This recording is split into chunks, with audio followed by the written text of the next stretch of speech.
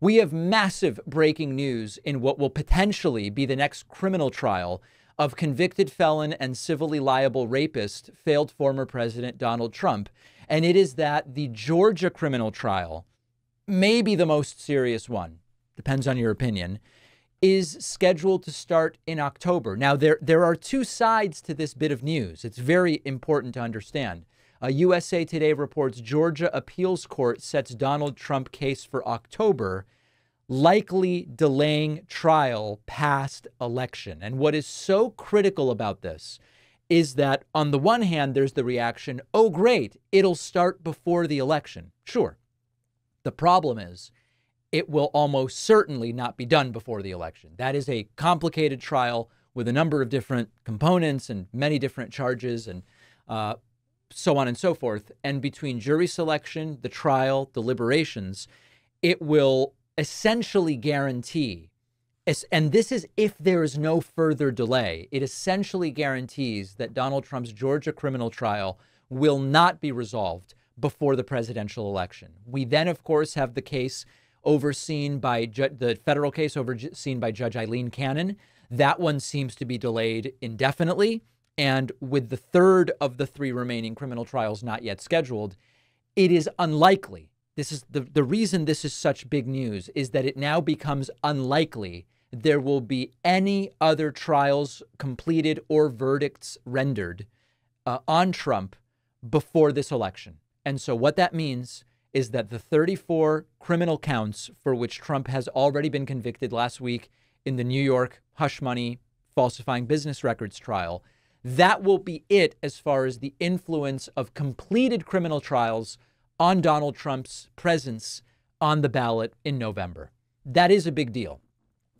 Now, of course, if he had acquittals forthcoming, you might say, well, it would be good for him to have more of these trials done before the election. If you expect convictions, then you would say, well, it would be better for Trump not to have them. But as it is, we are not expecting any additional verdicts before the November election. And so we are going to, of course, see what happens in the debates. We are going to see what Trump's presence is like on the campaign trail. But that is going to do it. Now, the New York Times reports Trump almost certainly won't go on trial in Georgia this year. Here is why. This making the argument that it's going to be delayed even further, saying, with a one-page order, the Georgia Court of Appeals Monday made it all the more likely Trump will not face a criminal trial before facing off against Biden. The appellate court's order tentatively set October 4th for oral arguments over whether Fani Willis, the DA, should be disqualified, suggesting that the matter will not be resolved in time for a trial to start. So this actually goes further, which says they are only going to start oral arguments as to whether Fani Willis will even be disqualified. And that is a precursor step to even going to the actual trial. And with that perspective, there is no chance in hell that this trial arguably even starts before the election. So this is where we are. The wheels of justice grind sometimes more slowly than we would want. That's true. But it does not change the broader case that Trump still has an uphill battle to winning this election. We will outline that after the next break, which we're not going to take quite yet. For a long time, when I had a computer problem, I'd go on YouTube and Reddit and try to figure it out. And it seemed like the advice that is given 95% of the time is download Malwarebytes, and that'll clean everything up for you. So I have been using Malwarebytes in real life for years, long before they became a sponsor, simply because Malwarebytes is way more than just an antivirus. It catches things other antivirus programs miss.